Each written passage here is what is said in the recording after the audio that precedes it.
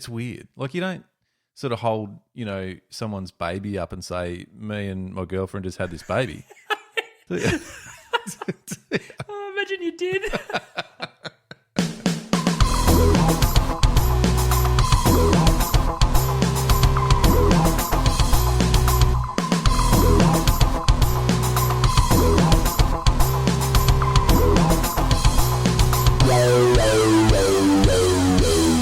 Hello, everyone. Welcome to The Deep Drop, the fishing podcast that asks a few tricky questions and answers them in a way that sometimes makes sense, sometimes doesn't. Sometimes we just sit on the fence and we just roll with it. I'm Luke McCredden and Adam Ring. You are with me as always, mate. Do we need to muck around or do we just jump right in? No, let's jump right in. I'm ready to go.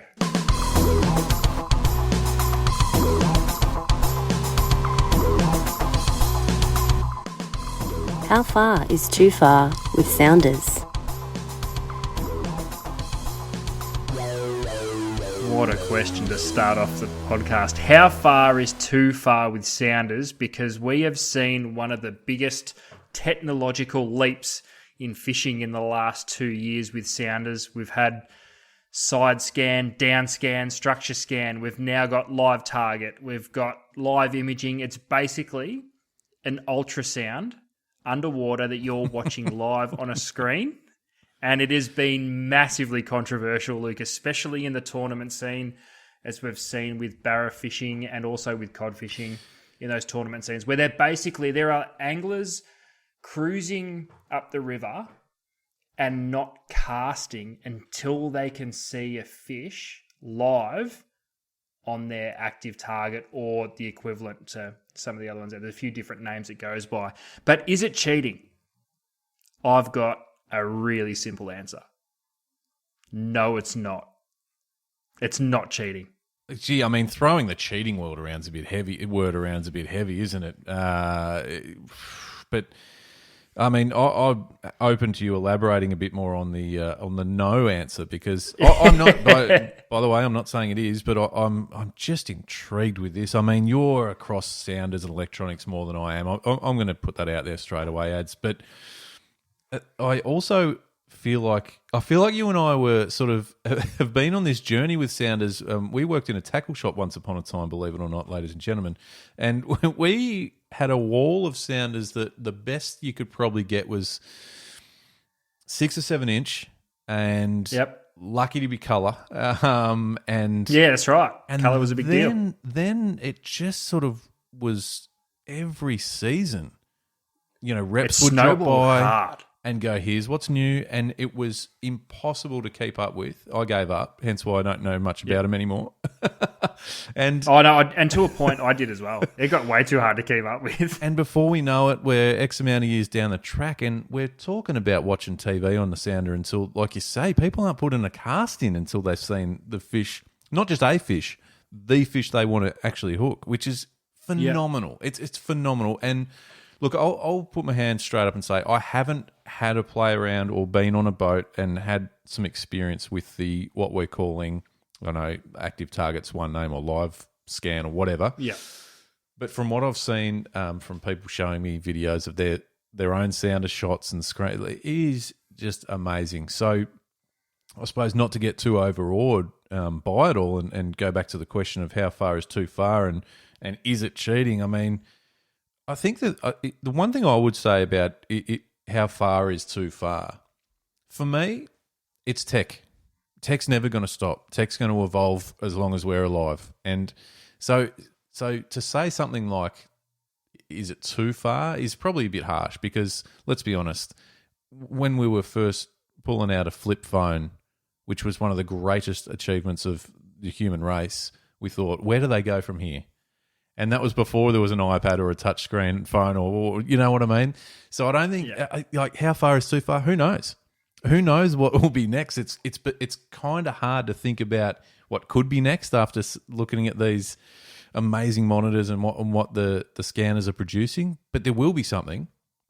My only concern is, back to sort of your point about, is it cheating or is it making it too easy? Is it creating a lazy angler, Adam? Well, if that was the question, yes, I would say 100%.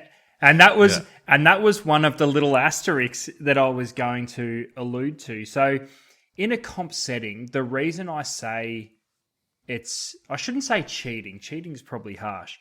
It's a heavy word. Why it would be frowned upon. I get it. And now listen, I haven't played around with LiveScope. And to be honest, I'm really not that interested in it, if that makes sense. But for those who I've spoken to that use them, it's not as easy as just dropping a pole in the water with a transducer and just finding a fish and casting. There is a bit of an art form to using it. Well, then fuck it, I'm out. Yeah.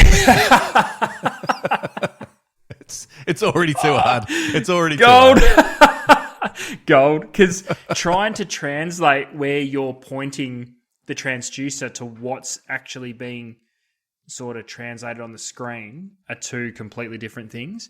And I honestly would think it'd be boring as batshit. Yeah.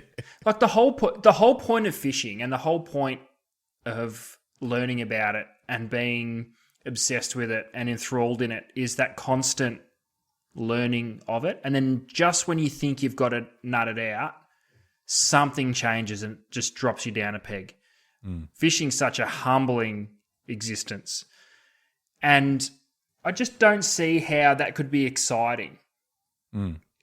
Cruising up a river somewhere and just staring at the screen, moving a transducer around, trying to find one fish to have a cast at. And the other thing too, the technology is so unbelievably good. It's been unbelievably good for a long time. And how many times have you pulled up on the mud in Port Phillip Bay, not sounding a thing, and had the best snapper session of your life? You're not seeing everything that's there. Definitely. To your point about being boring, I couldn't agree more. And I'm not saying that everyone that uses this sort of technology is having a boring time. They're using it for a reason. And they're doing it well, probably. But isn't a big part of fishing that element of the unknown? You've put in some homework about lures that you need in a particular area. You're in a river chasing Murray cod, right? You're looking. You've got the arsenal. You've got the rod reel lures. Your line class is spot on. You feel like your knots are great. Now you've got to put them in the water and start banging out casts. Snags look good. There should be fish there. There should be fish. Isn't that all part of it? Banging out those casts, thinking any cast, the next cast could be a meatery. Yep. So, and it doesn't matter if you've put in 200 casts. We've all done it. We've all had days where we've put in hundreds of casts and caught one or two fish. But isn't it that one you do get or that hit you do get that you just go, this is why we do it? Yeah. And I can see this thing being highly addictive to the point where all of that goes out the window. Because, I liked it when I first heard about it, when I first started seeing the footage, I was one of the ones that liked to sit back and go, all right, maybe it's the last piece of the puzzle. Like, I know cruising up a river that snag looks like that it should hold a fish. And then you put in 12 casts and nothing happens. But then you go and see some of the footage from Active Target, LiveScope, whatever, and that fish will constantly come out of the snag and look at your lure, but not eat it. So you're using the wrong lure or the wrong presentation. So you tie something else on, cast in, fish eats it, and you're like, all right. That seems like a great way to, add knowledge. Don't settle for the one thing that you're casting. But at the same time, I could see it becoming so incredibly addictive that it wouldn't be fishing. You'd be on the water for 6 hours and maybe have 10 casts. Yeah, but back to your snag thing and changing lures. Aren't you doing that anyway? Look, if you're fishing a spot that you think you've got a feeling should be a good spot, and you've even on a basic sounder, for example, or you just know that you've pulled a couple of fish here before. If you're not getting them on a particular plastic, you're changing that color out, or you're putting a hard body on it, you're putting a vibe on it, whatever it is. I think you're doing that anyway. Yeah, but you're not doing it with the same enthusiasm as what you would be if you knew something was happening. Yep. So I can go up into a river in Gippy chasing brim and put on a bloodworm wriggler, my all-time favourite brim plastic, and cast it 15 times at a snag thinking there has to be fish here and nothing happens. Yeah. Change the colour, throw 2 half-ass casts and go, there's no fish here, put the bloodworm back on and go to the next snag. Because you just get obsessed with the stuff that works for you. So to go Confidence back is a huge thing. it is. We know that. We speak about it a lot. To go back to the emotional side of it, though, if that addiction kicks in and that's all you do, right? So you hit the water at the right time, you go to the right places, but then you just wait until you see something. You see it, you throw a couple of baits at it, you hook up, you land it. Is there the same excitement? I mean, I'm probably asking. I'm probably asking different questions here. We might be going off the topic, but I mean, is it like a yes, got it? Yeah, I don't know because I haven't used. Yeah, because you're right. I don't know because I haven't used it. But yeah, but that's why it doesn't necessarily appeal to me on that level. Because I'm in a kayak, so I'd have more dollars worth of electronics on the thing than I would the price of the kayak. And maybe it doesn't appeal to me because I haven't been on a boat to see it in action. But there's something about that feeling of pulling up to that snag going, oh, this looks good. Yeah. And the disappointment of not pulling something just But skyrockets when you pull one off the next snag. Yeah. And it's probably a romantic way of looking about it, but I think that's what fishing is.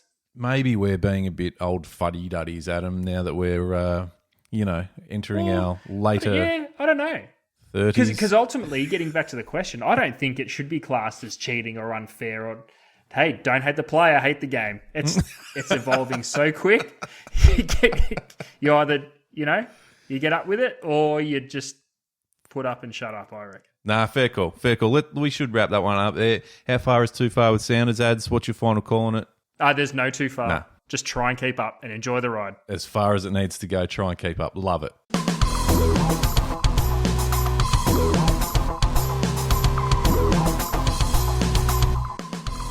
Why don't we fish lighter to enjoy each species longer? Yeah, good one. Good question, this, because straight off the bat, I love going light. I love fishing light and having a bit of fun with whatever species it is, really. But it's a good question because we've got a lot of species in this southern part of Australia, whether it be offshore, tuna, kingfish, even snapper in some parts, and the inshore species too, that depending on what your outlook is of the day and what you want to achieve for the day, you could have just a crazy stupid session on super light gear and have the time of your life. The question about why don't we is, I think what it comes down to is the results and what people want to achieve out of their day's fishing. And I think a really good example, ads, would be southern bluefin tuna. It's been a hot one down in the southern part of the country for the last few years. We've got these amazing size tuna of, let's just, for the sake of it, call it 10 to 15 kilos, that we still catch on 24 kilo gear and reel them in really easily. And that's fine because ultimately a lot of people out there want to catch a feed. And why not? Great species to do that. My question on top of the question at hand would be, you've done that, you've got one, have a bit of fun. Time to pull out the, realistically, you can go as light as you want. Time to pull that gear out, start chucking around some little metals or something and just have the time of your life. Why don't we do it more? I don't really know. What are your thoughts on it? I am really passionate about this question because, to be honest, it drives me fucking mad. Because I can't help but think that anywhere else in the country, right? So we've had an unbelievable bluefin tuna fishery for 10 years. Mm. And when I was lucky enough, well, I think we both were, Luke. We were both lucky enough to be working in a tackle shop when this thing boomed. It was incredible. All of a sudden, we're selling game gear hand over fist. Oh. There's stories of people catching jumbo tuna, getting emptied on 37 kilo gear. Yep. Because at that time, you could only catch those fish at the shelf at Portland. Yep. Then now fast forward, here we are today where they're on our front doorstep, basically out of Western Port and Port Phillip Heads. Yeah. I can't help but think if that fishery boomed like that anywhere else in the country, after those first few years where everyone just wanted to catch them and thought, oh, it's game fishing, I have to have 24 kilo gear, we should have seen an explosion in tackle being sold in that 8 to 10 kilo range. Because though we've had unbelievable seasons on jumbo tuna, they're exactly that. They're seasons. Yep. They're not there all the time. So you're in the middle of winter in a crazy bluefin bite and everyone's towing around 24 kilo tackle just in case there's a barrel around. I don't get it. But I think I know the answer. Because everyone wants to be the flog that puts up 100 kilo fish hanging from a gantry. It's just being honest. We spoke about in a very early episode of the Deep Drop ads that what defines a barrel tuna, and we spoke about it at length. And I think during that conversation there might have been mention of the fact that if it's not a barrel or if it's not 100 kilos, it's not worth mentioning. Yep. But this is where I can't help but think that Victoria and even New South Wales in part are behind the 8 ball as far as the rest of the country goes. I feel like there's parts of our friends up north in Queensland and WA that would have embraced the fact that there's plenty of fish here, let's pull out the brim gear, and just went to town on it. And it's, I think that you're so accurate, sadly enough, that it's that thing of they just want that big fish to put a photo up and hang it off the gantry and tell their mates about how awesome they are. Personally, fuck that. Let's have some fun. Yep. I know. And listen, everyone who catches one of those big fish has a right to keep it, hang it up. I'm all for that. But there just seems to be this stigma around just this giant cock measuring contest when it comes to this unbelievable fishery. Like, you can go and slug it out for anywhere between half an hour and 2.5 hours on these big fish, right?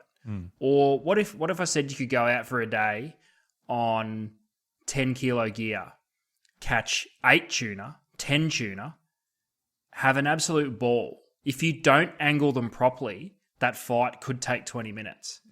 But if you learn how to fight them and angle them and control the gear and control the boat, you could catch 5 times as many as what you normally would. Not to mention enjoyment factor. And you and I have been on boats together over the years when whether you're casting, trolling, whatever it is, and you hook up and you're purposely using light gear. You're purposely there to put shit on your mate as they're getting absolutely railed on 4, 5, 6, 10 kilo gear, whatever it is, on a fish that has no right to be hooked up on that light gear. mate, the squealing from grown men that I've heard in just excitement and just joy, that's the part of it I don't get. Like, when did it become a chore and a job to go out catching offshore blue tuna or whatever it is? Like, at what point did we forget that, hey guys, let's have a bit of fun with this and let's just cast out little medals and see how we go. First person to hook up, let's clear the deck and just let's watch you go to work. Yeah. It's weird. It's just a strange thing. I've got another little spin on it too. We've spoken about the egotistical side of it and all that. What happened to? Have we forgotten about the IGFA records and that sort of thing? Because isn't there a perfect opportunity here to go, all right, let's go with the legitimate gear and requirements needed, and let's get one on 2 kilo for a record, or let's get one. Do you know what I mean? Like, I feel like that's almost not spoken about much anymore. And given the amount of fish when they're coming through these, we'll call it offshore, but it's inshore really. Like some of these fish are in, 15, 18 metres of water off Barwon Heads, for example, which is literally like it's inshore waters off that part. What happened to someone thinking about that? There are a lot of fish that go through there, and yes, you can't really. I mean, you could probably pick a size based on spotting a school or something, but ultimately, like you could get a record if that's what you're in for, if that's what you're up for. Yep, and I reckon the internet's been another thing that's done away with IGFA records for one reason. So in order to claim an IGFA record, you have to be a member of a game club. There's probably as small amount of them around as there ever has been. So you've got to be a member of a game club, which means they want you to go to all the meetings. They want you to do this.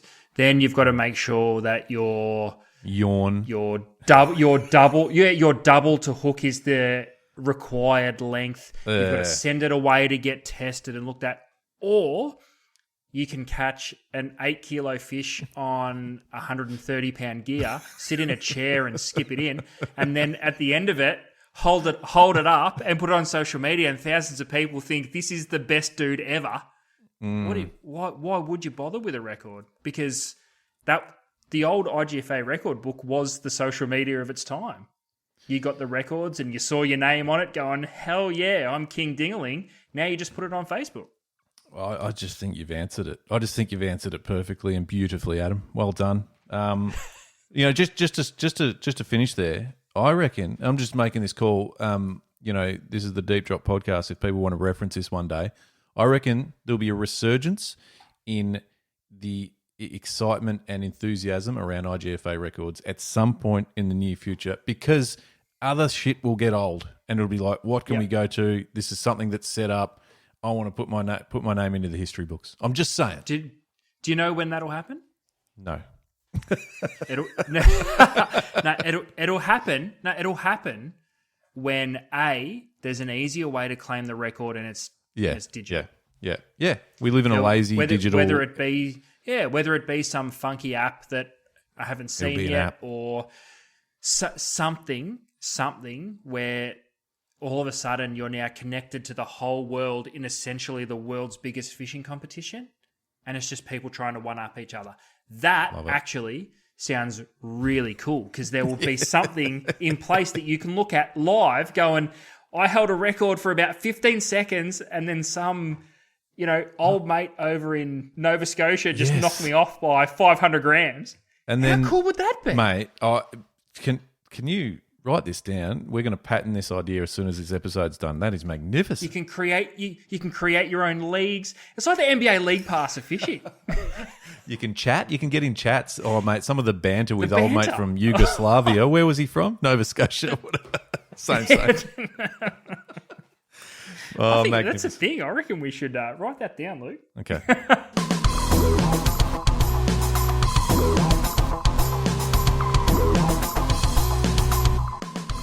Can you hold a mate's fish for a photo?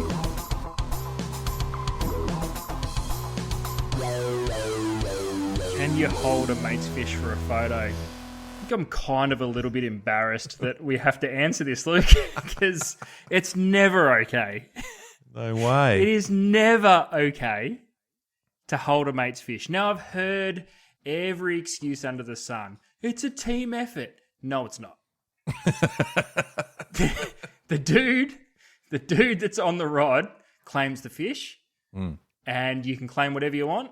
It's just the way it is. It's also weird. It's weird. It's weird. Like, you don't sort of hold, someone's baby up and say, me and my girlfriend just had this baby. Oh, imagine you did. Do you? It's weird. What are you doing with that? Put it down. That's right. Give it back to its rightful owners. Luke, can you do that? Can you do the next mate that you've got that has a baby? Can you do me a favour? Just take a selfie with a child and pop it up on social media. Go on. Just landed. You never guess what happened. Just ducked out for an Arvo spin. Had a baby. Unique. Who would have thought? It's a cracker. Anyway. But I cannot think of a scenario where it's okay to hold your mate's fish. Okay, devil's advocate. It's not solo holding it, but here's where I will accept some assistance in holding it. If you've caught a big fucking wahoo or something crazy like that, where they're about 11 meters long, sailfish, wahoo, that sort of thing. If you want to jump on the end and hold the tail while old mate's got the body and he's in the that's okay, because you can't hold it on your own. Like, let's be honest. Figure it out. That's the only thing. I'm just trying to, we in this podcast we try and try and see both for this sides, question. but this is a very one-sided question. This is a very, very heavily one-sided question. But Mate, the only way I can think of that it's okay for you to hold your mate's fish is if your mate's got no arms. how do you bring the fish in? Doesn't matter. Electric reels. He Yeah, pecked it with his nose to wind it in. yeah. All right. Well, fair enough. Can you hold a mate's fish for a photo? It's an absolute no. Yeah, I was going to say, well, apart from all the bullshit that I just spun, you're going with no, yeah? Well, of course I'm going with no. What do you think? Yeah, you can't hold your mate's fish. And don't even think about doing it and then submitting it to a magazine or something. That's like, Oh. yeah, that's a different kind of. It's worse. Yeah, that's a different level of felony. Yeah. Yeah. Yeah, that's right. And even if the little caption underneath says, you No. know, this fish may or may not have been caught by the angler present. No, you can't put a little No excuses. no copy in the world under that photo is going to do it. Redeem yourself for that. It's an No. absolute no. Don't even think about it. Put the fish down, give it back to its rightful owner, and then you know what you can do after that? You can go and subscribe to the Deep Drop podcast. Yes, you certainly can. And you know what? Actually, also subscribe to Instagram, Deep Drop. Follow the page. You know what you could do? You know what we could do? You know what you could do out there? If you've... Actually, no, I shouldn't say that. No, say it. You have to now. You've gone the point of no return. You have to, because I've got something else that you could do, but I want to hear yours first. If you've got a mate who's a serial fish holder of not his fish or her fish, let's call them out. Call them out on call them out.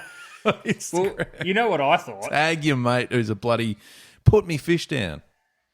Yeah, well, what I thought you could do is, if you don't catch any fish to hold one up and you have to resort to holding your mate's fish, maybe you can get a photo taken with you with your phone or iPad after you've hit the subscribe button to the Deep Drop podcast. Yeah. That's got to be That's worth not bad. something. That'll be worth Yeah. something. If we had merch, we'd send it to flood them. the Instagram page with your little selfies or photos with you holding your subscription to the Deep Drop podcast like it is a prized fish. Tag us in it. We'll share it on our stories. We'll share that love. I'm happy with that. That's good. Well done. That'd be funny. All right. Well, that's good. That's us. That's a wrap. That's us. Put your mate's We'll fish finish down on for that God's sake. Yeah, thanks for tuning in to the Deep Drop. There's plenty more. If you like what you're hearing, subscribe to the podcast. It's free, and you'll get notifications whenever a new episode gets put out there into the ether. Adam, big thank you to our special guest question reader tonight, Ads Sophia Van Dorn, who is the graphic designer and co-founder over at Loose Media. If you need any assistance out there with social media and graphic design, anything in that digital space, head over to loosemedia.com.au, check it out, get in touch. That will get sorted for you. I think we leave it alone and get back into it for another episode next time round. Yep. Hit us with your feedback. We'd like to know your answers to all these questions because they are our opinions only. Yes, well said.